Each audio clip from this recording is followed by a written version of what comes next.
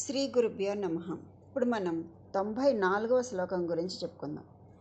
కళంకః కస్తూరి రజనికర బింబం జలమయం కళాభిః కర్పూరైర్మరకత కరండం నిబిడితం అతస్త్వద్భోగేన ప్రతిదినమిదం రిక్తకుహరం విధిర్భూయో భూయో నిబిడయతి నూనం తవ కృతే. ఇందులో అమ్మవారి యొక్క మరకతపు పెట్టెను వర్ణించారనమాట. అంటే మేకప్ కిట్ అనమాట. అమ్మవారి యొక్క మేకప్ కిట్ ఉందట, అది ఎలా ఉందనేది వర్ణించారు. చాలా బాగుంటుంది, చూడండి. ఓ పార్వతి, చంద్రునిలోని మచ్చ నీవు తిలకంగా పెట్టుకునే కస్తూరి. చంద్రబింబం నీ అలంకరణకు మరకతాలతో చేయబడినటువంటి పెట్టె, అది జలమయం. చంద్రుని కిరణాలు అనేటటువంటి కర్పూరాలచే నింపబడింది. నీవు రోజు కస్తూరిని, జలాన్ని, కర్పూరాల్ని అలంకరించుకుంటూ ఉండగా ఆ పెట్టె మధ్య భాగంలో ఆ వస్తువులు తగ్గుతూ ఉన్నాయి. కాబట్టి బ్రహ్మ నీ కోసం ఆ వస్తువులతో మళ్ళీ ఆ పెట్టెని మళ్ళీ నింపుతూ ఉండడం కోసం శుక్ల కృష్ణ పక్షాలు ఏర్పాటు చేశాడు. అంటే చంద్రుడు కృష్ణపక్షంలో క్షీణిస్తూ శుక్లపక్షంలో వృద్ధి పొందుతూ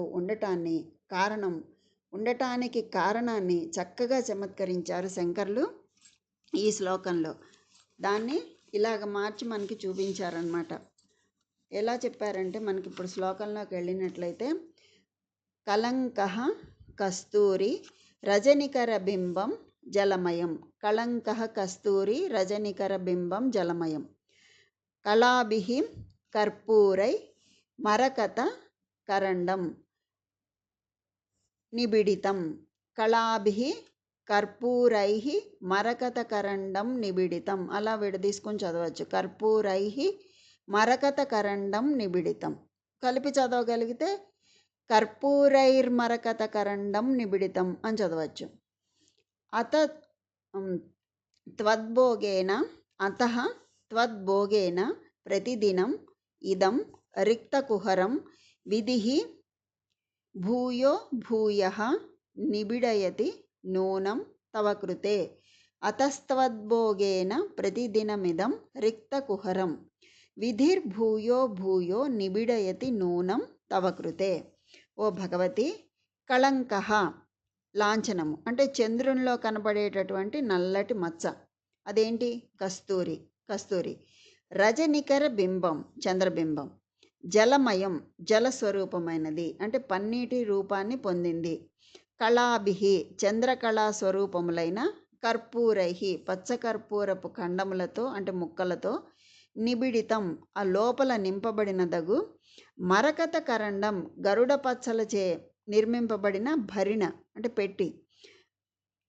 అతః, ఇందువలన, ఇదం, ఈ కనిపిస్తున్నటువంటి చంద్రమండలం, ప్రతిదినం, దినమునందు, అంటే త్వద్భోగేన, దేవి వగు నీ యొక్క ఉపభోగముచే, అనుభవముచే, అంటే నువ్వు వాడడం వల్ల కస్తూరి, పన్నీరు, పచ్చకర్పూరం ఇవన్నీ కూడా అనుభవించుట చేత రిక్తకుహరం, శూన్యమైనటువంటి లోపలి భాగం కలది, అంటే అయిపోతున్నాయి, ఖాళీ అవుతోంది. ఆ కస్తూరి మొదలైనటువంటివన్నీ కూడా అయిపోయినవి కాగా, విధిః బ్రహ్మ, భూయః ప్రతిదినము, తవ కృతే నీ కొరకు, నిబిడయతి ఆయా వస్తువుల చేత మళ్ళీ నింపుతూ ఉన్నాడు. నూనం, ఇది నిశ్చయము అని చెప్పి ఇందులో చెప్తున్నారనమాట. ఏమంటున్నారంటే ఇందులో శంకర్లు ఈ శ్లోకంలో, ఇందులో అమ్మ యొక్క భోగ వైభవాన్ని చెప్తున్నారనమాట. సృష్టికర్త అయినటువంటి బ్రహ్మదేవుడు ఏం చేస్తూ ఉంటాడంటే, అంటే సృష్టిలో ఉన్నవన్నీ కూడా సరిగ్గా సవరిస్తూ ఉండటమే కదా ఆయన పని. అంటే ఇంట్లో ఏమన్నా ఖాళీ అయితే మళ్ళీ తెచ్చి నింపుతూ ఉండడం అనమాట సృష్టికర్త పని. మా ఇంట్లో యజమాని ఎలా చేస్తారో అట్లాగనమాట. అలాగా అమ్మవారు ఒక భరిణ పెట్టుకున్నారు. ఆకాశంలో ఒక భరిణ ఉంది. ఆ భరిణలో ఆవిడ ఏం చేస్తుంది, తాంబూలపు సరుకులన్నీ కూడా అందులో పెట్టుకున్నారు. అంటే కొందరికి తాంబూల పెట్టి ఉంటుంది, అందరికీ తెలిసి ఇది ఈ విషయము. అంటే తాంబూలం అంటే ఏంటి? ఆ తాంబూలమే కాకుండా అది ఒక మేకప్ కిట్గా కూడా, అంటే అలంకరణ అనులేపనాలన్నీ కూడా అందులో ఉంటాయి. ఆ పెట్టెలో అన్నీ ఉంటాయి అందులో. అదేంటింది ఆ పెట్టి? రజనికర బింబం జలమయం కళాభి కర్పూరై మరకత నిబిడితం కళంక కస్తూరి అన్నారు. అంటే ఏంటి, మనం చూస్తున్న ఇప్పుడు చంద్రుడిని చూస్తాం కదా, పూర్ణ చంద్రుడిని. ఇప్పుడు మనకి ఈ శ్లోకం తెలుసుకున్నాక ఎప్పుడు చంద్రుడిని చూసినా మనకి ఈ శ్లోకం గుర్తుకొస్తుంది, అమ్మవారు గుర్తుకొస్తూ ఉంటారు. చూడండి ఎంత బాగుంటుందో. అమ్మవారి యొక్క ఆభరణాలు ఉన్న భరిణిట ఆ చంద్రుడు. ఆభరణాలు అంటే అనులేపనాలు, మన ఒంటికి పూసుకుంటాం కదా క్రీములు, అలాంటివన్నీ కూడా గంధము, పసుపు, ఇలాంటివన్నీ కూడా అన్నమాట. అనులేపనాలన్నీ అమ్మ రాసుకునేవన్నీ కూడా అందులో పెట్టుకుందిట. అందులో వాటిలో కస్తూరి ఉంది. ఆ కస్తూరే కళంకంలాగా కనిపిస్తుందిట. అంటే మనకి చంద్రబింబం చూస్తే అందులో మచ్చ కనిపిస్తుంది కదా, ఆ మచ్చ ఏంటి, అమ్మ పెట్టుకునేటటువంటి కస్తూరి అన్నమాట. అది ఎందుకు కస్తూరి నల్లగా ఉంటుంది కదా, అందుకని అది మచ్చలాగా కనిపిస్తోంది. అంటే ఆ మచ్చనే కస్తూరి అని చెప్పారు. అందుకు కళంకల్లాగా కనపడుతోందిట. అంతేకాకుండా కర్పూర పలుకులు కూడా పెట్టుకుందిట అక్కడ. అంటే అవేంటి, చంద్రునిలో కనబడేటటువంటి తెల్లని కాంతులు, ఇవన్నీ కూడా ఆ పెట్టెలో పెట్టుకుంది. ఆ పెట్టుకుని ఏం చేస్తుంది ఆ తల్లి, రోజు వాటిని వేసుకుంటోంది, తీసి అవి రాసుకుంటోంది, ఆ తాంబూలం వేసుకుంటోంది. ఆ కర్పూరము, కస్తూరి ఇవన్నీ వేసుకుని చక్కగా తాంబూలం వేసుకుంటుంది. అలా రోజు వేసుకుంటూ ఉంటే మరి అయిపోతూ ఉంటాయి కదా, రోజు వేసుకుంటూ ఉంటే అవి కరిగిపోతున్నాయట.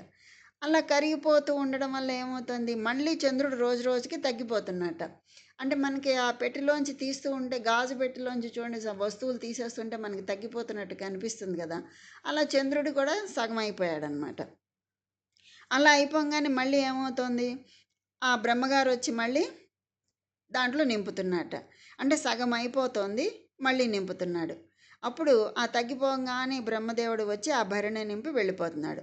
అలా పెడుతూ ఉంటే మళ్ళీ వేసుకుంటూ ఉంటుంది ఆ తల్లి. అసలు ఎంత మనకి ఆ చంద్రుని, పూర్ణచంద్రుని, పూర్ణిమ నాటి చంద్రుని చూడగానే మనకి ఇవన్నీ గుర్తుకొస్తాయి. అమ్మ చేసుకునే అలంకారాలు, అమ్మ వేసుకునే తాంబూలం, ఇవన్నీ గుర్తుకొచ్చేసి ఎంత బాగా అనిపిస్తుంది చూడండి.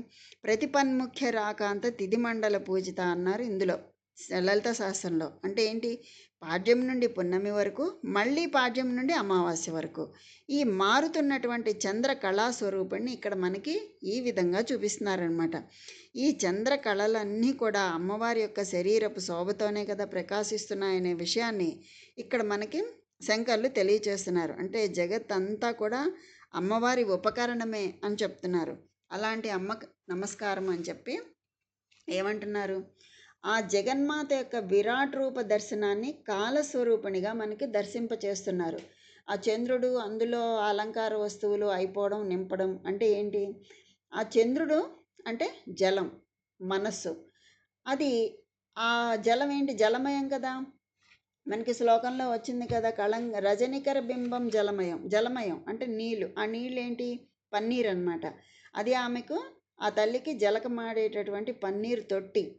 ఆ తల్లి భక్తుల హృదయాలు అనేటటువంటి పన్నీటి తొట్టిలో స్నానమాడుతూ ఉంటుంది ఎప్పుడు, అందరూ నిద్రపోయే సమయంలో. ఎందుకంటే చంద్రుడు వచ్చేది రాత్రిపూటే కదా, అందరూ నిద్రపోయే సమయంలో యోగులు నిద్రపోరు.